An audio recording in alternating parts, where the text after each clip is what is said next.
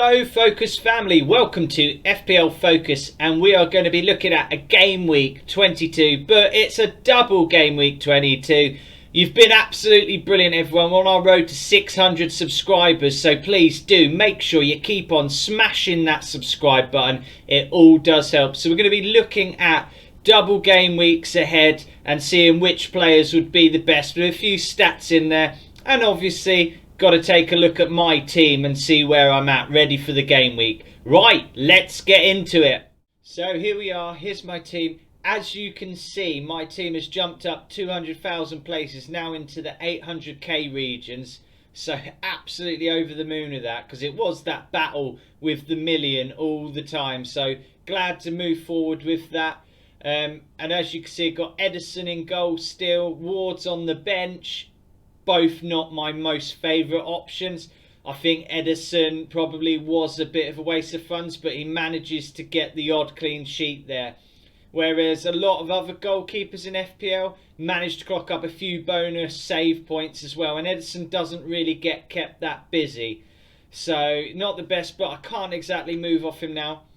But having said that, I do have two free transfers. But the main priority in my team, as you can see, Martial is flagged. He's supposed to double, but it means absolutely nothing with his injury, sadly. So I'll only have Rashford in there that doubles so far. Also, Trippier, Newcastle, going well, as we all know. Another concern there, Andy Robertson. I mean, Liverpool going out against Brighton. And surprisingly, Brighton obviously selling a lot of players. Trossard to Arsenal. Caicedo might be on the way out. And still they managed to maintain a good victory there. But Liverpool looked just so late to the ball and everything. They looked awful. Arsenal, on the other hand, though, with Gabriel, Odegaard, Saka, quite happy with the triple up on Arsenal going forward. They will double. We'll take a look at the doubles next. But first, yeah, Gabriel, I might opt to swap him out some way. I feel like you want an Arsenal attacking triple rather than having an Arsenal triple with a defender in there. That's something that I can look at. But definitely, Odegaard and Saka tick those boxes if you're looking for FPL points and attacking assets in that Arsenal squad. Mitrovic could be a bit of a question mark. He ticks along nicely. I did compare him to sort of like Eddie Nketiah. So if I was to get off of Gabriel, get Mitrovic out and bring in Nketiah, that would be brilliant, because I think Nketiah at the cheaper price offers a lot more. Guys, just as we're through here so far, please do get a like on the button. Can we get up to 10 likes on the video? That'll be brilliant for the old YouTube algorithm. But yeah, continuing on to Mitrovic, Chelsea next. Not the most easiest, but we know Mitrovic can turn up against anyone. And I'll tell you what, Marco Silva's doing a fantastic job with Fulham there. So it would just make sense, though, for me to try and get Nketiah in at some point. Yes, we'll be looking at the likes of Gabriel Jesus coming back in, and Nketiah's minutes could be less. But I still think even then Nketiah will be pushing for good game time. He's proven that he can score. Whereas Gabriel Jesus brings a lot more to the team but wasn't scoring. So that will be an interesting one. And also, I think there's plenty more games for Nketiah to play before we do have that concern. But talking of concerns, obviously my main one is Martial. So one of my two free transfers definitely would have to be to get Martial out. And it could be a bit of a boring swap, but straight into a double. I could bring the likes of Weghorst in. I could take De Bruyne out, being highly priced, and bring in Bruno Fernandes. Have that Man United triple for the double game weeks, and then adjust accordingly as we go further down the game weeks. And obviously Haaland, we never have to talk about Haaland because we know what he can do. Absolute killer machine in FPL. Kind of a set and forget captaincy, unless like we're in a double now and a lot of people looking at Marcus Rashford for the captaincy, even using their triple captainship this week, which I think is a great shout. So yeah, let's go and have a look at some doubles, shall we? So here's a look at some of the doubles coming up. As you can see, we've got double game week 22. and a double game week 23, double game week 22, which we're in now. You've got Man United and Leeds who double, and then game week 23, Arsenal and Man City, the two top teams at the moment.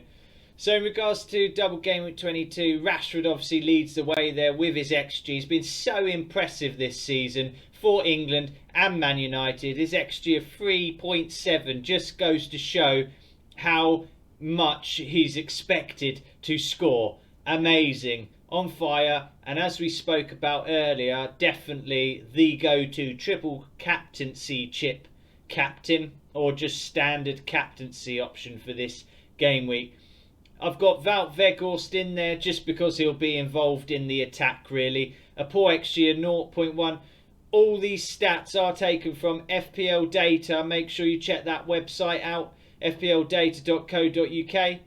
And basically, yeah, Weghorst taken from the last 4 game weeks, all these stats. So Weghorst is not going to be as high because obviously he hasn't played the last 4 game weeks. He's a new signing.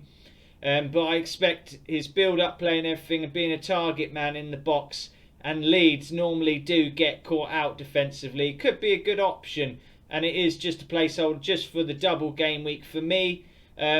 Looking at Leeds assets, you've got Gnotto there, the Italian, XG of 1.2. Now, I'm a sort of manager that I go by the eye test as well as stats. Like a bit of both. I guess the stats kind of confirm and back up what you're seeing sometimes. It's nice just to see, yeah, they did actually get that many shots away, etc. But this is expected goals XG. So for me, Gnotto 1.2. He looks a very lively little player and looks like he's really in Jesse March's plans now at Leeds. Very exciting. I think a lot of people starting to turn their heads to him. A bit of a cheeky little differential there. And then we've got good old Rodrigo, who I actually managed to get on early in the season. Did me well until his injury. And he still continues to score. I do believe he's on 10 goals this season. I think he's up there, Leeds' top goal scorer. So yeah, there's a few options there for the double game week 22 to consider.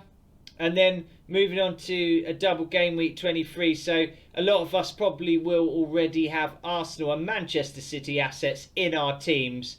Bukayo Saka, as I talked about earlier, and Martin Odegaard. I've got Saka there and Nketiah. Nketiah because I talked about bringing him in and was in my plans as a possible replacement for Martial. But I'd obviously have to tweak my team with Gabriel, etc. But if you don't, and you can manage to get Eddie in now, do it. Absolutely. He's on fire. Holding his own in there. Doing us Gunners proud. XG of 4.7. Remember, this is taken from the last 4 game weeks. So definitely expected to score, that's for sure. Kevin De Bruyne, Manchester City, XG of just 0.9. But his expected assists was a lot higher. So you're probably looking at going with De Bruyne for his expected assists. But I just laid out XG here for everyone to see. Mahrez, I've got him in a future game week plan of mine to bring him in. Instead of bringing De Bruyne back in for the double game week 23. I'll probably be looking at bringing in Mahrez and going that way. Because the percentage is a lower ownership, I fancy it a bit more of a punt. And as I spoke about, De Bruyne more likely to be an assister. I think he's gone off the boil slightly. But for me, Mahrez looks really involved, really dangerous, really attacking. Bar the Arsenal game where we actually kept him pretty quiet. But I expect in any other fixture, he's going to be quite lively. So I've got a few cheeky little players here that I think are going to do well in the red zone. Mudryk, I'm not going to be bitter about him with the transfer. Yes, it was all handled really poorly as an Arsenal fan, but you can't ignore how lively he was. He looks a real threat, and I expect him to start bringing back some FPL points soon. Chelsea's fixtures will be turning really nicely. They go on a lovely run, so I think Mudryk, João Felix up front could be a possibility for Chelsea assets. And then Cal Matoma, what a goal, what a touch. I myself personally recommended him from back in November. I said by sort of game week 18, everybody will be flocking to him. My prediction came correct, and he's just absolutely balling. That goal against Liverpool, the exquisite first dummy touch to shoot, sending the Liverpool players the wrong way, and then finishing. Beautiful composure. What a play. XG of 1.6 from the last 4 game weeks. But if you was to add in that that FA Cup XG as well, it would be a lot higher. So for me, Mitoma's a must-have. I can't quite get him in. I cannot believe I've been raving about him, and I'm not even listening to my own advice. I really want him. I really do. But I have got priorities and fires in my team elsewhere. I've got to think about the game week, and it's always your own team's preference. What fires do you have? Are your defenders perhaps lacking? Are they going to keep causing you negative points? Then you need to really be putting them out first, and that's why I'm not. But I do, honestly, I'm jealous. If you can, get Mitoma in. He's an absolute gem, baller.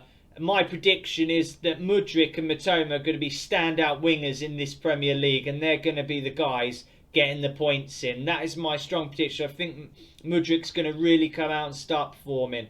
Let's see if that comes true. Let me know what you think about that in the comments below. And guys, thank you for watching this video. Please do smash that subscribe button, hit the like button. It's much appreciated. Take care, everybody.